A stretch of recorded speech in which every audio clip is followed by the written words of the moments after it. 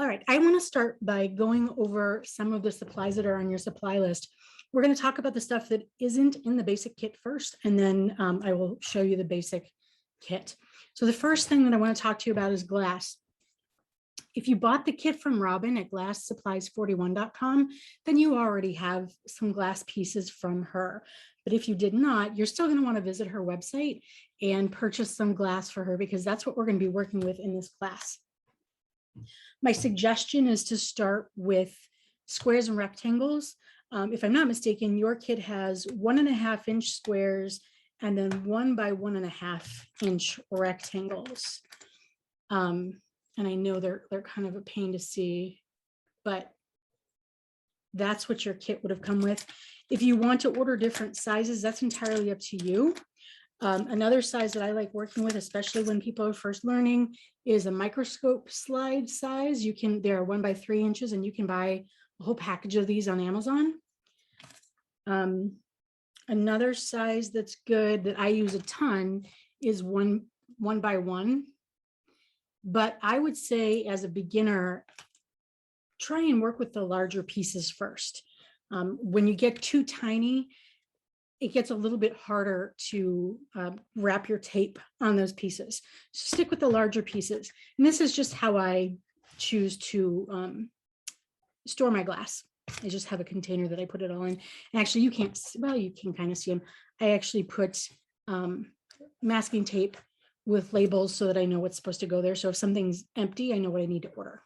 So that's glass. Out of the way. Along with the glass, you're going to need glass cleaner. Doesn't matter what kind it is. Doesn't matter brand wise. Mine says ammonia free. It doesn't matter if it's ammonia free or not. You just need a good glass cleaner, because all of that glass comes with a greasy residue on it that has to be cleaned off before we can do anything with it. You can also use, I'm going to grab my bottles here. You can also use isopropyl alcohol or acetone. It needs to be 100% acetone. It can't just be plain old nail polish remover without acetone, because it's the acetone that cuts the grease. And the alcohol, it doesn't matter what the percentage of alcohol is. The alcohol that's in it is what's going to help you cut that grease.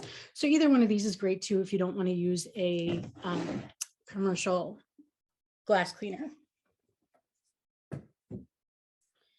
Next, you're going to need tape. Now, if you ordered from Robin, you got, I believe, 3/8 inch tape already. What I want to mention here is, first of all, you'll notice all of mine are in bags, and that's because if left out and in a drawer, first of all, the tape will dry out over time and it will lose its sticky, which is not good. Also, these edges are sticky. And so if you just throw it in a drawer over time, lint, dust, whatever is going to attach itself, and you won't be able to get that off. So I keep mine in bags. I just, again, masking tape with a label on it so I know how thick it is. This is probably my most commonly used size, a 3/8 inch. It's also black backed. This one's brand new, so I'm not going to open it. But let me grab a different one so you can see.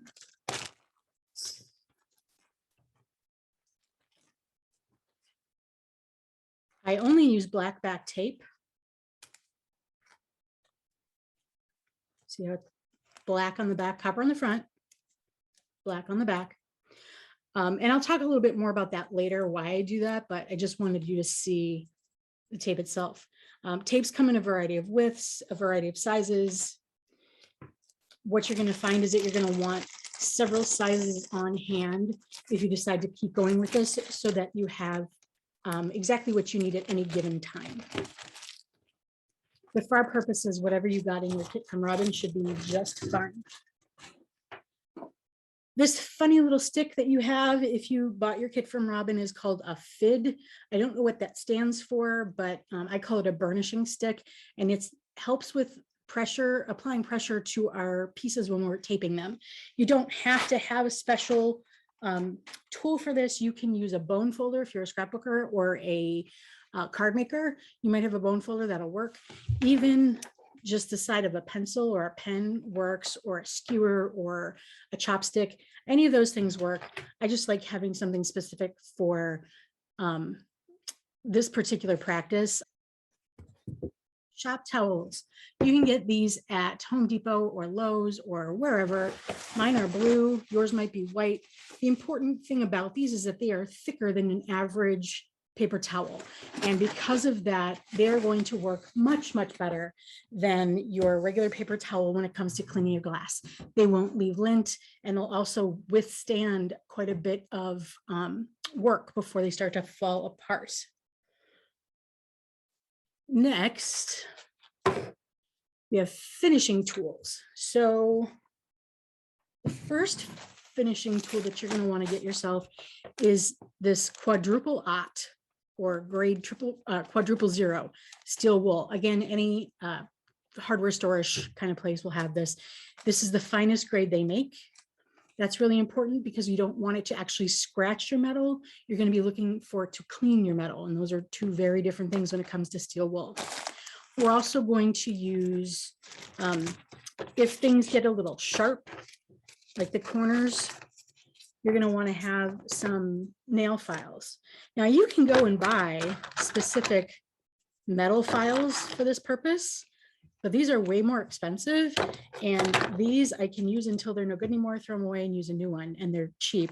I buy them in bulk on Amazon, but you can also buy them at Sally Beauty Supply, and they're perfect for what we'll be using them for. This is the Novacan Black that is listed on your supply sheet. It is a patina. It's just a liquid that will make our solder dark if we want to antique it. And that's actually really helpful for covering up mistakes, which you will see later. The last thing is a package of polishing pads. You do get quite a few of them. I believe I've posted a list for them, or a link for them. It's riogrande.com. As you use them, they turn black, but you just keep using them until they're completely black, and you don't see any white anymore. And as long as you see white, you can use it. The white portion is impregnated with polish that wipes right off onto your piece when you polish it. So that helps seal whatever you're working on too, which is really nice. Okay, so now we're going to talk about your soldering setup. Let me grab mine here because I had to put it aside.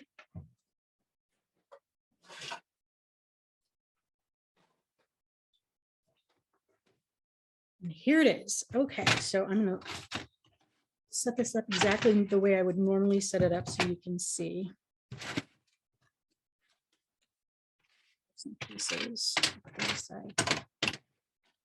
So what I have here, let's start with the surfaces.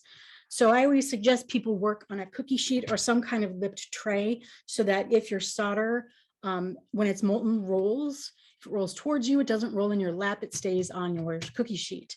I've had that happen before, and it is quite unpleasant. The next thing that I have is a basic tile. You can get tiles at any hardware store. You just need one. My favorite place to shop for these is actually the Habitat for Humanity Restore, because I can get them super, 10 cents or something, super cheap. But know that you can get them at a hardware store too. This is a 4x4, 6x6 would be great. If you decide to do this on a more regular basis, I would suggest investing in a larger sheet pan, which you can purchase through a restaurant supply store, and an actual soldering block, which you can purchase online. And what I will do is add some links to those in the guide so that you can go in and check those out if you're interested. Next, we have our flux. You have a tiny little version of this if you got Robin's kit. It looks, mine's probably darker than yours. It looks like earwax, basically, and it is the same texture, the same consistency. This is what we use to get solder flowing.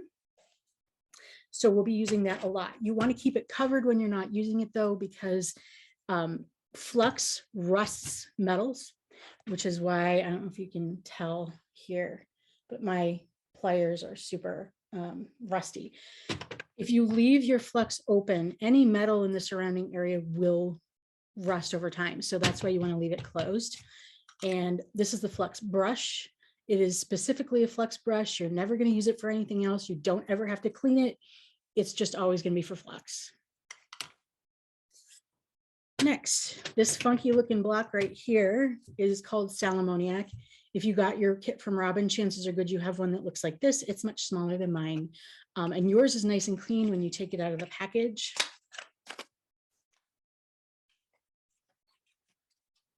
Mine has been used for 12 years. So, you know, it looks pretty bad. Yours is going to look nice and clean when you first open it. And I'll show you how to get that started when we get to the actual soldering portion of our show. Also, by the way, this huge container of flux has lasted me at least a decade. So your little guy will, you will go through it if you continue to solder, but it is going to last a long time. So, and it's not all that expensive. This big thing was $17.50 when I bought it. $17.05. Okay, sure. And like I said, it lasts forever. The next thing we're going to talk about is lead-free solder. Now, if you ordered the kit from Robin, this is exactly the solder that you got, Studio Pro. It is my favorite solder. It's actually the only solder I really used with any consistency. Other stuff I've tried, I just haven't liked as well. You can purchase this online through Robin. You can purchase it on Amazon, or you can purchase it directly in person at Hobby Lobby. It is cheaper at Hobby Lobby. It's $24.99 there, whereas through anybody else, you're going to be paying at least $29.99, if not closer to $40, depending who you purchase from. So that's my suggestion. Do with it what you will, but just know that it is cheaper. And what I tend to do is, if you don't have a Hobby Lobby close to you, what I tend to do is watch their website for sales. And as soon as they have a sale on shipping, because they never put this on sale, as soon as they have a sale on shipping where it's like free shipping or whatever, after it's usually like free shipping at $50 or something like that, then I buy several spools and have them shipped to me. And that way I'm also not paying shipping and losing that money. So I'm still getting the cheaper rate, but I'm not paying for shipping on them. Next, pliers. Okay, so pliers are super important because, like I said before, anytime you get flux on metal, it is going to rust. So you do not want to use your best jewelry pliers for soldering. In fact, you're going to want to get some pairs that are just for soldering that you don't intend to use for anything else. So I really like these long nose guys. I think they're like 3 inches long, something like that. I got these from Harbor Freight. They were like $5 once upon a time. They don't need to be expensive. They don't need to be a special name brand or anything else. They just need a long nose. And I like this needle nose so that I don't have so much extra metal on either side. You can also use just a regular pair of pliers. This was a good pair of pliers until I once grabbed them for soldering because I forgot not to, and then they became soldering pliers. So like I said, don't use your good jewelry pliers. Get yourself a couple pair that you can use. And I do have more than one on hand because I have a tendency to put them down and then lose track. So I usually have a little container of several pairs next to me. You also are going to want, and again, if you purchased your kit from Robin, you did get a locking hemostat. Looks like a pair of scissors, except that they lock. Mine have a bent nose. See how it's bent? That's really handy. We use this for putting on jump rings. And the bent nose part of it is really, really helpful when we get to that point. So you probably have straight hemostat. That's fine. But if you're going to continue, I would strongly suggest hopping on Amazon and getting yourself a pair of bent nose hemostats. They're generally around 10 to 15 bucks. They're not super expensive and worth the investment. And these are steel, so they haven't, they're steel, surgical steel. So they haven't rusted, which is nice. We also have, of course, our lead-free solder. Oh, I already did this part.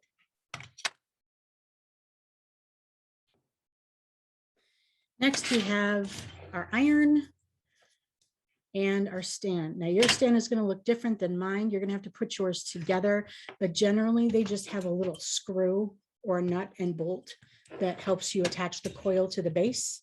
You want to make sure your base is nice and heavy, and you want to make sure that this is screwed in as far as you can get it screwed in because you want it to be stable.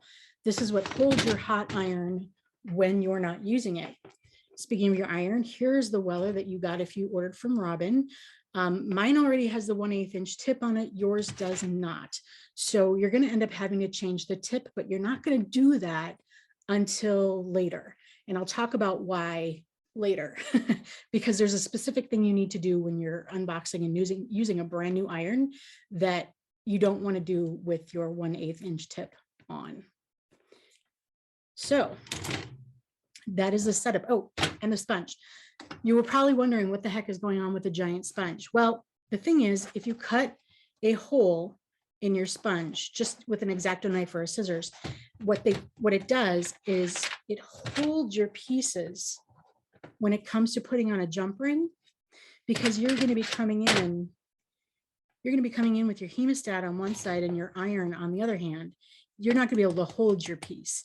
And this does a really nice job of holding it. It's not going anywhere, and it's not going to hurt the glass because this is a sponge. It's not something metal that's squeezing it and potentially going to break the glass. So that's what your giant sponge is for. So those are all your supplies. Hopefully, if you saw something and you didn't know what it was, now hopefully you do. If not, please reach out through the group and ask questions, because I'm always happy to help. And also know that if you find some workarounds for certain things, that is entirely up to you. This is just my setup and what I use. So this is what I teach from. All right, so next we're going to start talking about putting your pieces together, designing your pendants and putting them together.